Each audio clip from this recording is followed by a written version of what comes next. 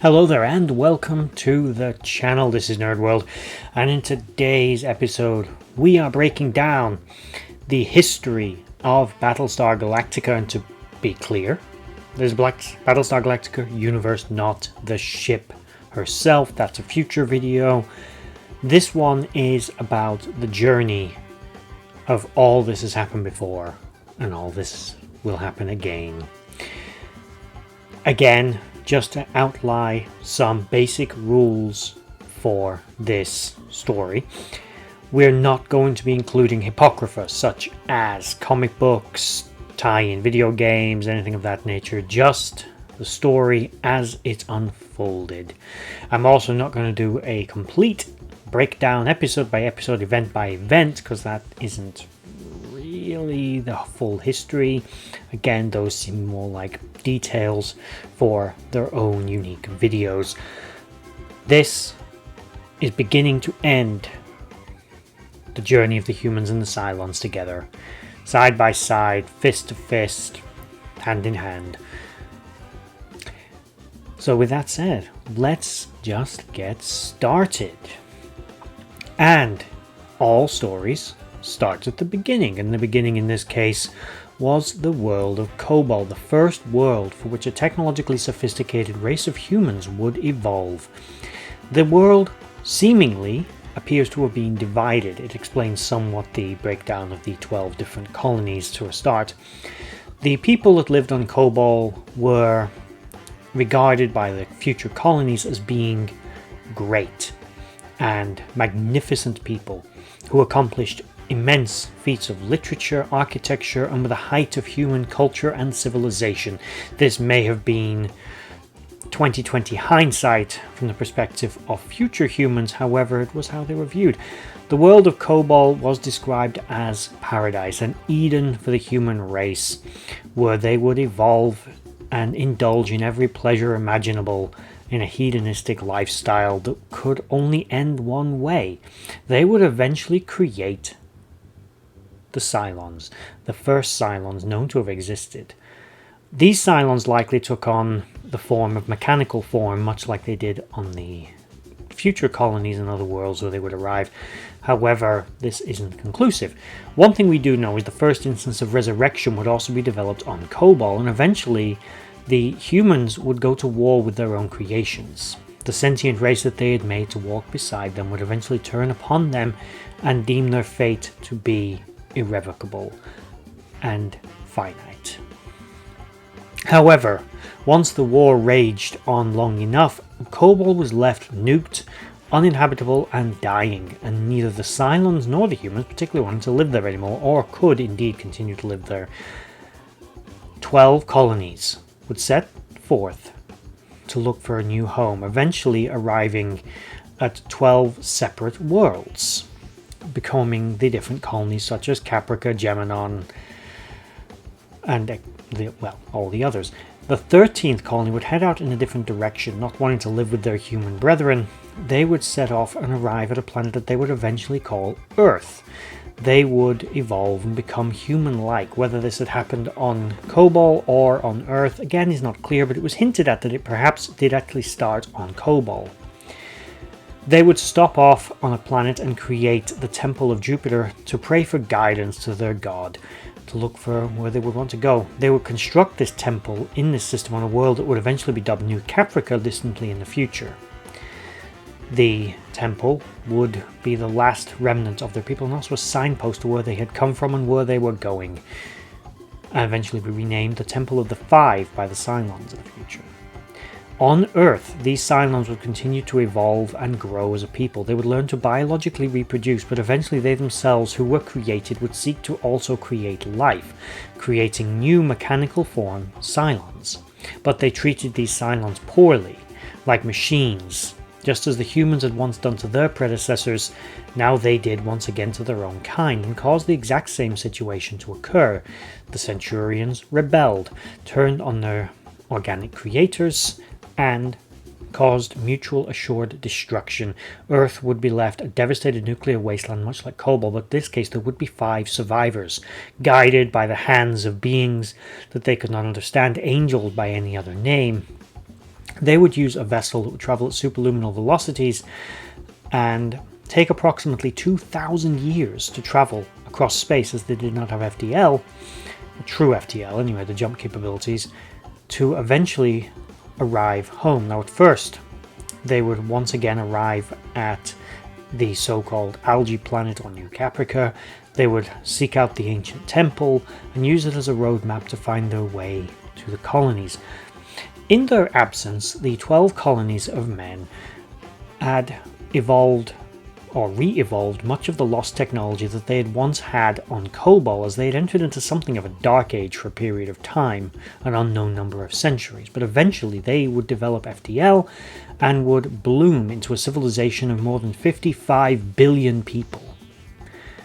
They too, though, would make the catastrophic and arrogant mistake of creating life, becoming gods themselves, once again creating Cylons. First evolving on the planet of Caprica, but quickly falling into the hands of terrorists and criminals who they would learn all the wrong lessons. These first Cylons, or new Cylons of the colonies, would once again turn on their masters, and by the time the 5 arrived, the colonies were embroiled in yet another great war of supremacy, as all this had happened before, and all this was doomed to happen again. The 5 managed to calm down this conflict, but only temporarily. Approximately 40 years later, 41 years I believe, to be more accurate later, the Cylons would return, this time once again evolving to become human form and invading the colonies, but in a brutal maneuver using a backdoor program developed by Gaius Baltar but altered by the Cylons.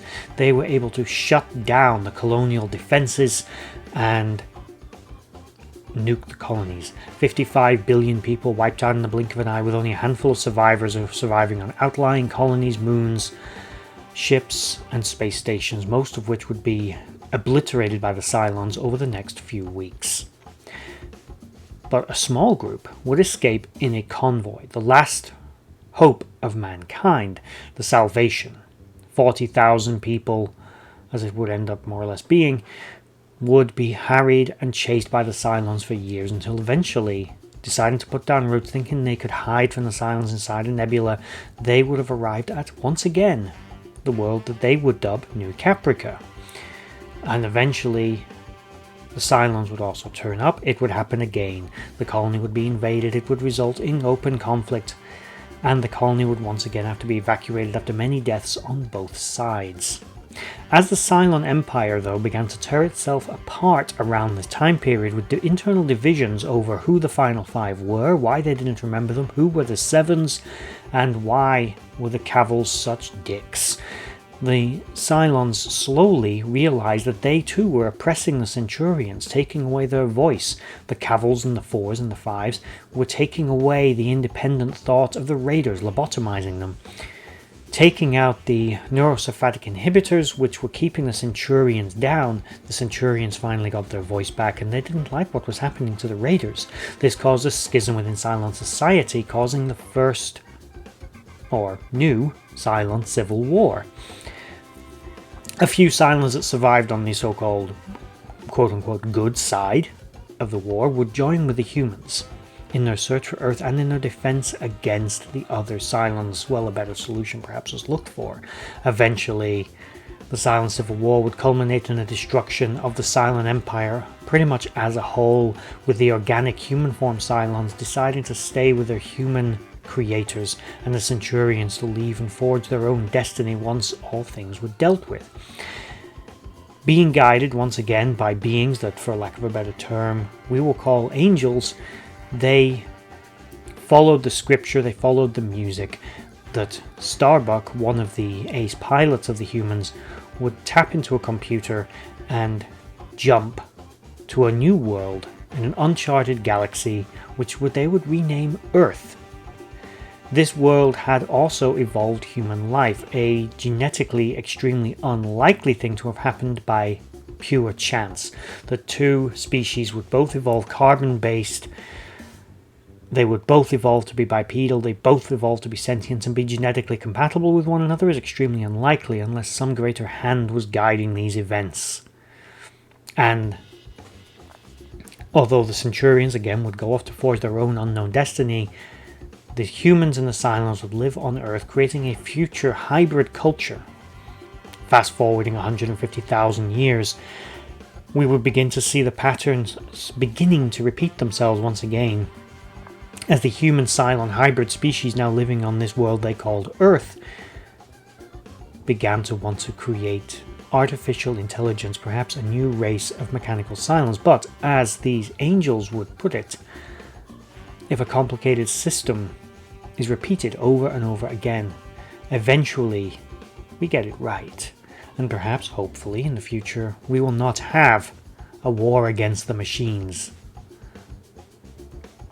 And there is the basic brief history of the Battlestar Galactica universe. Of course, as I said, this misses out the key points within the story, but it does give a broad overview of the chain of events and how some greater being seemingly had the desire to make the humans a unified people with the Cylons, that neither organic nor inorganic were inferior to the other or superior, but both were inevitable and both should succeed.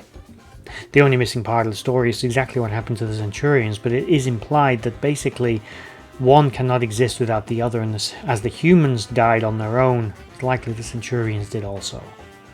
As they were never seen or heard from again, and 150,000 years later they'd not returned.